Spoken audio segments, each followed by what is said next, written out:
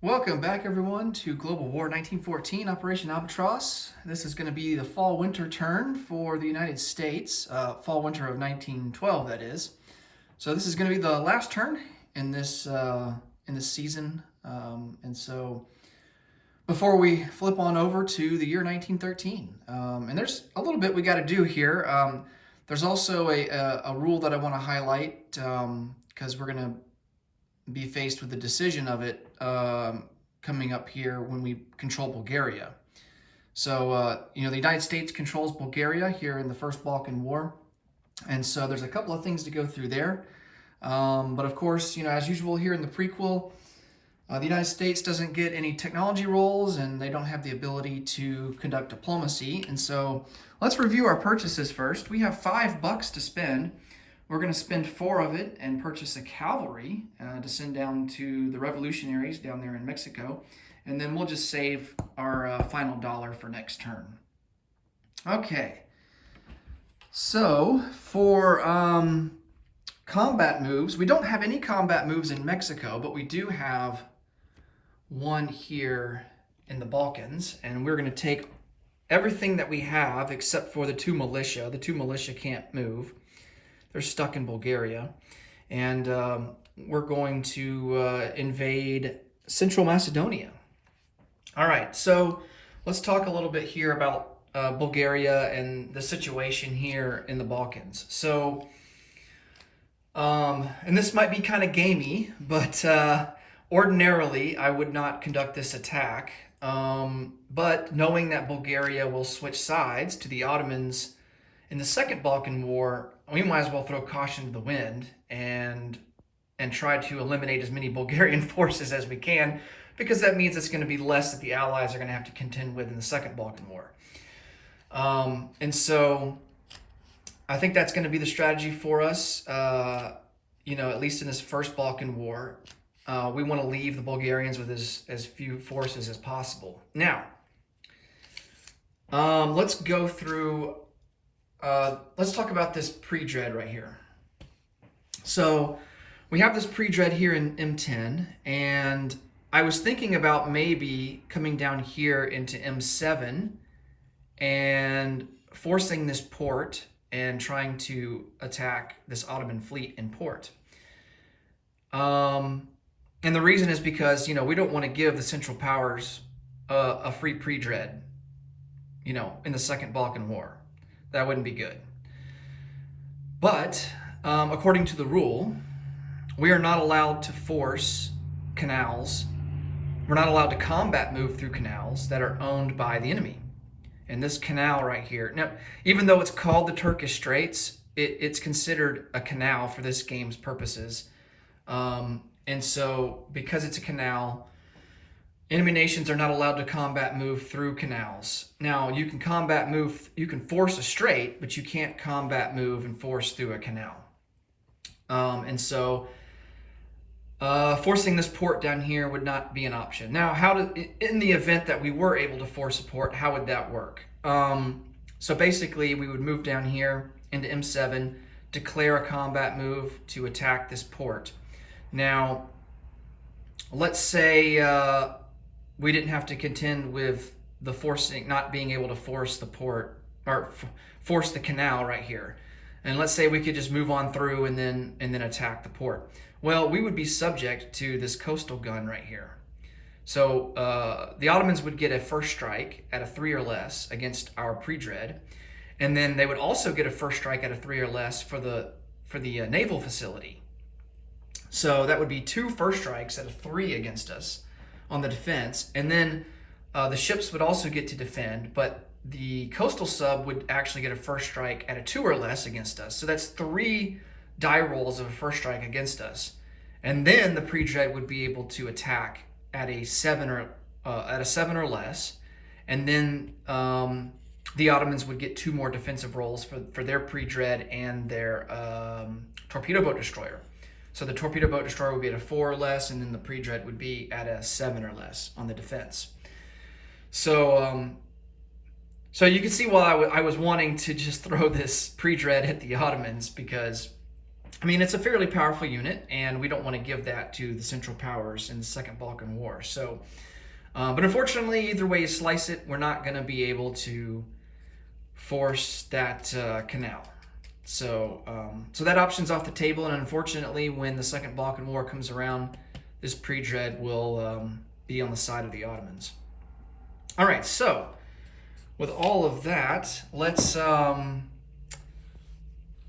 do our combat here. And I'm just going to get these guys on the battle board. Now, since it's the fall-winter, we only have one round of combat.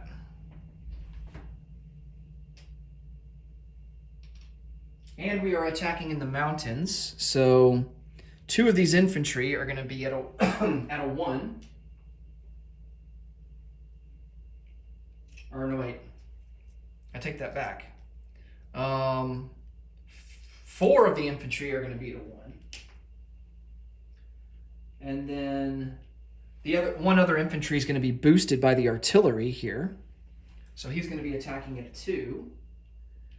And the artillery, because it's mountains, will go down from a 4 to attacking at a 3. But he's going to get boosted by observation from this fighter. So he's going to actually be back up to a 4.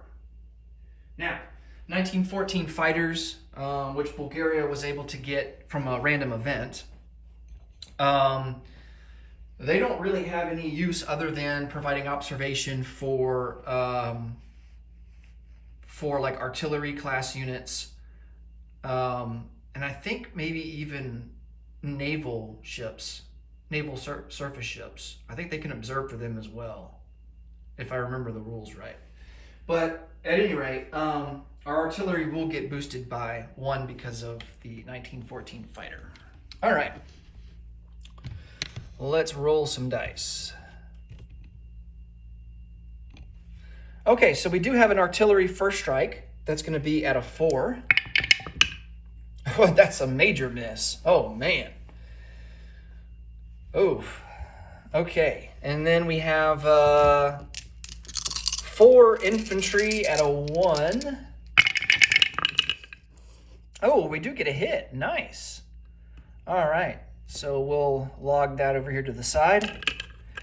And then we have 1 infantry at a 2. And another hit. Oh, nice. All right, so I'll just make that a 2. So we got 2 hits.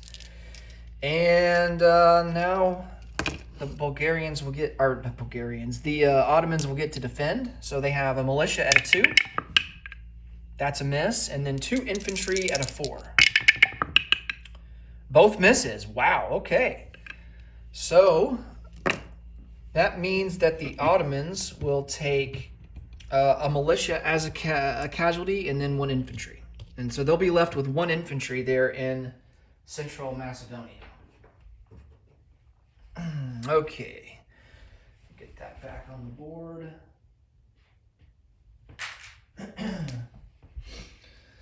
And now we have to retreat because it's fall-winter and only 1 round of combat is allowed.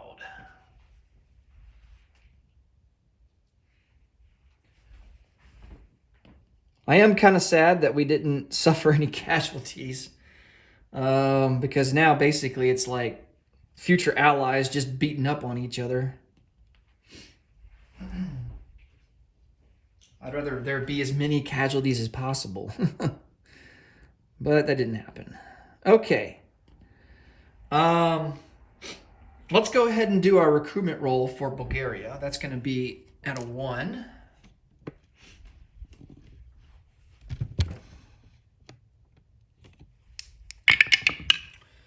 And that's a miss at a 5, okay? Now, let's come over here to Mexico.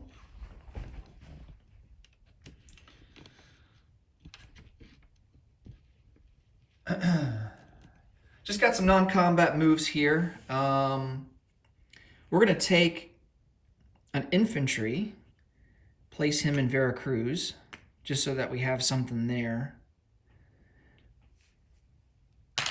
And then we're going to take an infantry and just slide him down to eastern Mexico.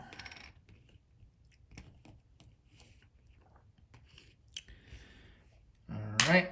And then let's do our recruitment roll. That's going to be at a 4 or less.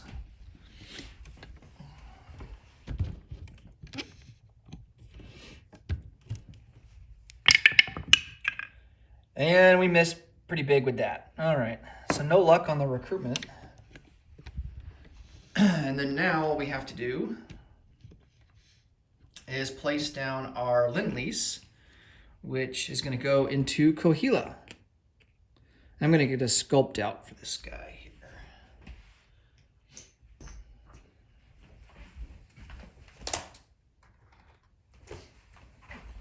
here. Okay.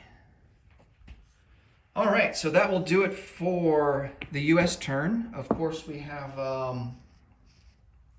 our random events that we have to roll for. So the U.S. is at an income of 2, but that gets boosted by 1 extra because we still have Nanking. However, we have to remember to remove that at the end of this turn. No, that's the end of 1913. Never mind. That's the end of next calendar year. All right, so we will collect 3 and have 3. And actually, we will collect 3 and have 4 for next turn.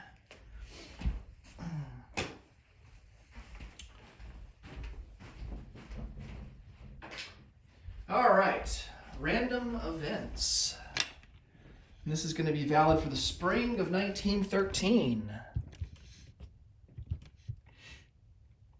All right, let's start with the West. That is a 3.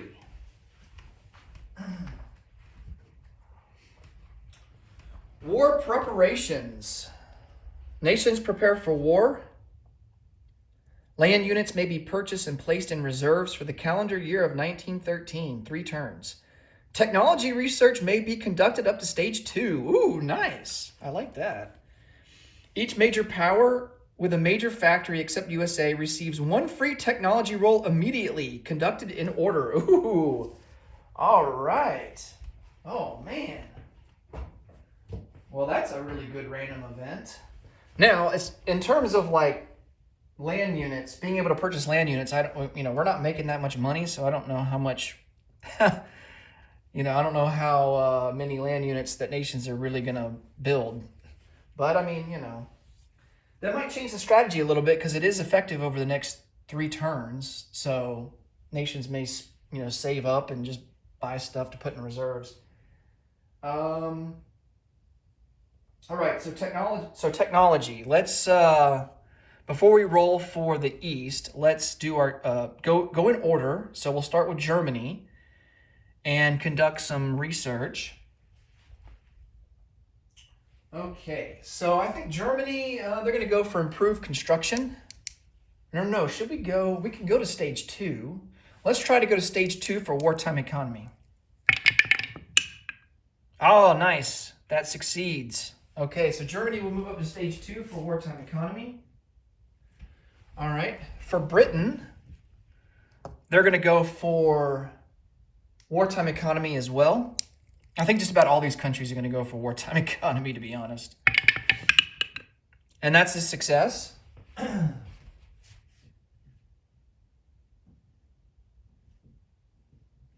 Next up is Austria-Hungary. They're going to go for wartime economy. And they've yet to get on the board for anything, so they could really use some luck here.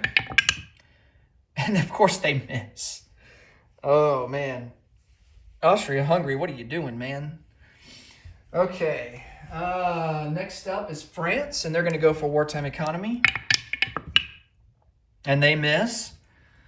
Let's see. France, and then it looks like the Ottomans are next after that. They're going to go for wartime economy. And they hit, okay. And then we've got the Russians to round it out. Wartime economy, of course. And they hit. Okay.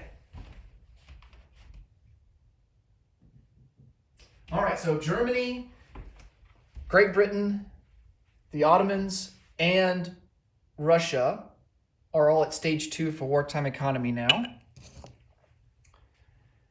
And I think that does it for that random event. I'm just going to mark it off here.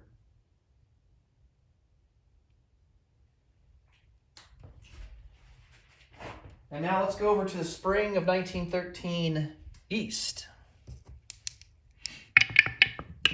That is a 5.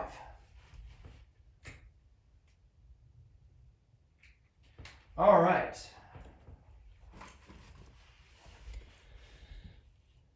And I don't know how to pronounce this. The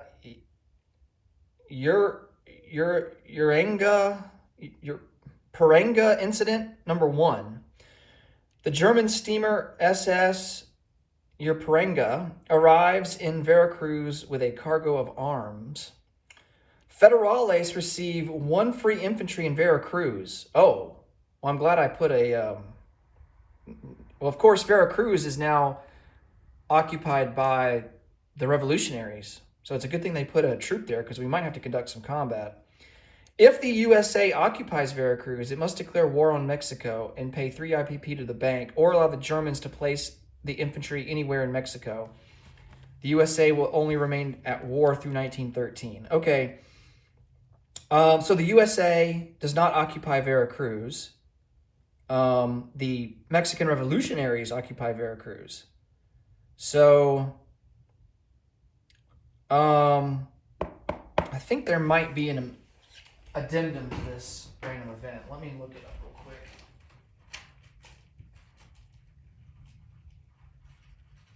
Because the revolutionaries occupy Veracruz right now, and it doesn't really say what to do.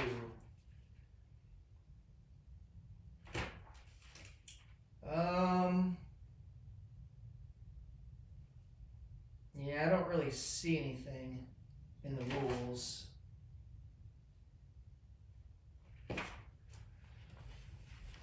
I think what we're going to do,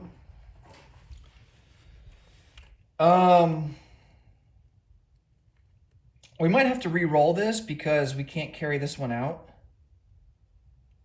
And I think that's what we're going to do.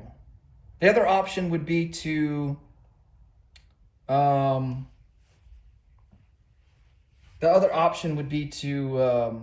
we can't just bypass this random event. If you can't carry out a random event, you have to re-roll. So the other option would be to allow the Germans to basically place a free infantry anywhere where they do occupy territory. But the random event doesn't say to do that unless if USA occupies Veracruz. So,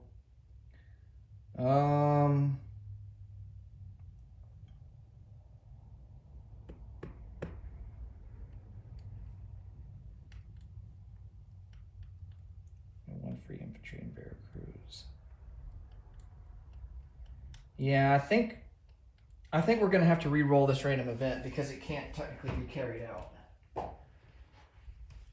The other option would be, but the random event doesn't say this, but the other option would be to take that free infantry and basically attack Veracruz. In which case, if they were successful, they would take the Federales would take Veracruz back. But the random event doesn't say that, so I'm not going to conduct combat if the random event doesn't say to do so. So we're just going to re-roll. We're just going to re-roll. It's a 3, just like it was in the West. All right, so this one is Alliance Building 1. All major powers may now influence minor powers to level 3 on the diplomacy chart. The prequel limit of 2 is removed. All major powers immediately receive 1 free diplomacy roll in order.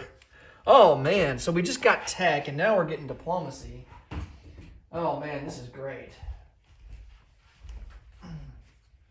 Okay.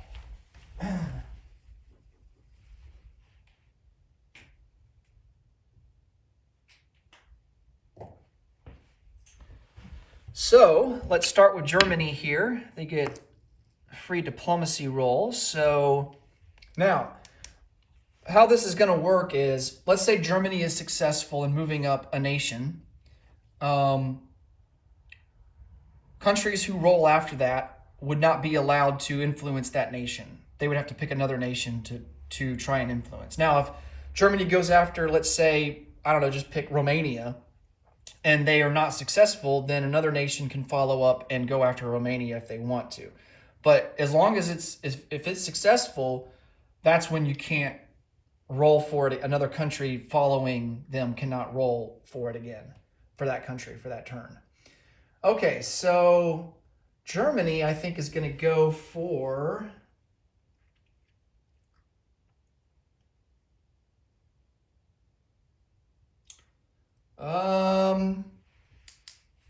let's go for Argentina.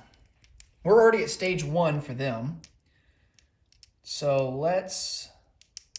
Or maybe we should go for Chile. No, let's go for Argentina. And it's going to be 3 or less. Oh. Oh, man. It's more of a 2. It's a little bit cocked, but I think it's leaning more towards a 2. So I think we will count it. All right, so Argentina moves up to stage 2.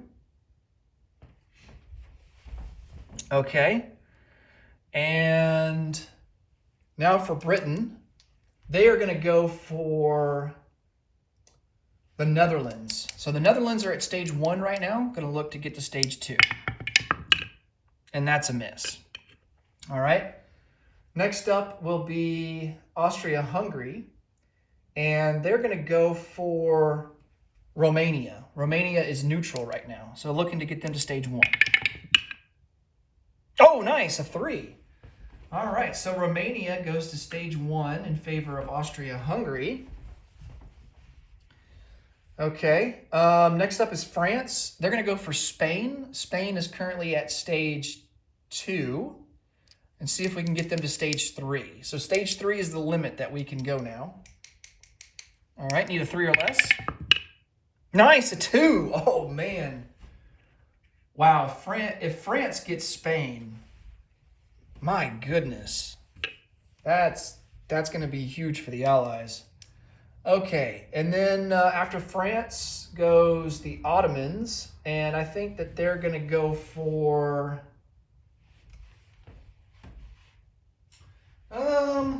They don't have anyone at any stage right now.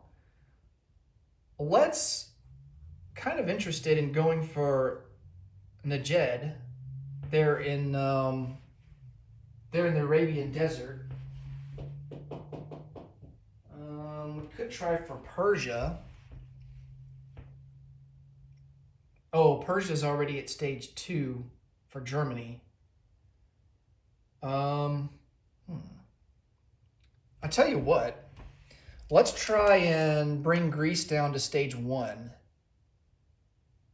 They're currently at stage 2 in favor of Britain. So we need a 2 or less. And that's a miss. Okay. So Greece will stay at stage 2. And let's see. Let's go for the Russians are next. They have Sweden at stage 1. So let's go for Let's go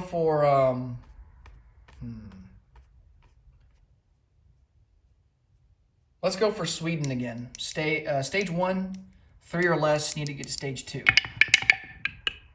Oh, barely missed. All right. And then I don't think the USA can roll.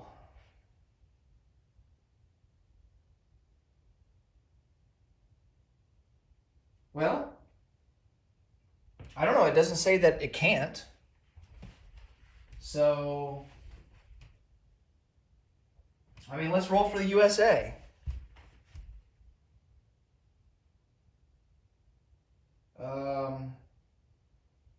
It doesn't say that the USA can't roll like it did with the technology, so I am going to assume that the USA can make a diplomatic roll. We're going to go for Brazil. So Brazil is at stage 1. See if we can't get them to stage 2. Need a 3 or less. And that's a big time miss. Okay, so either way, it's inconsequential. Okay. I think that will do it. If I've happened to miss anything, I will sort it out off camera and then tell you guys about it on the German turn. But that will do it. for the fall-winter of 1912. Next up, we will move ahead towards the spring of 1913, and it'll be Germany's turn. Thanks so much for watching. Until next time, take it easy. Bye for now.